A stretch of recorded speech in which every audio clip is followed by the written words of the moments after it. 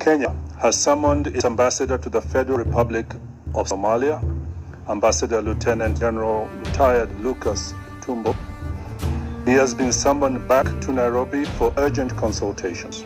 At the heart of dispute is ownership of oil and gas blocks at the border of the two nations, Kenya accusing Somalia of grabbing its natural resources in an act of aggression.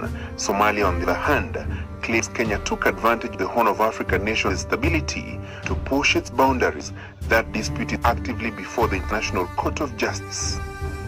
By carelessly ignoring the internationally accepted norms of boundary disputes resolution and/or political and diplomatic disagreements, the federal government of Somalia has sadly demonstrated that it has not yet attained and embraced the political maturity and diplomatic stance of normal, well-adjusted, and properly functioning modern government.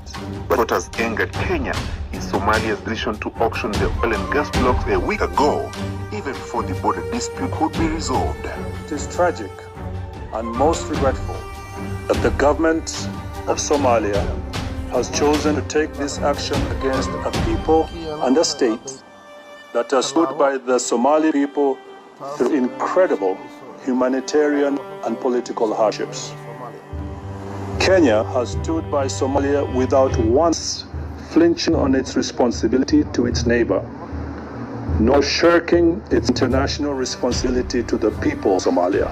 On the eve of the auction, Foreign Affairs Minister summoned Somalia's envoy in the country and formally demanded a withdrawal of the map that Somalia was using at the London auction.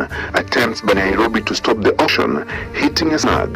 The government of Kenya cannot and will not stand by as its demarches are ignored, and its territorial integrity is infringed upon, and its sovereign resources are carved out and shared out by an ambitious and unbrotherly neighbor acting to satisfy the greed of commercial interests resident in foreign lands.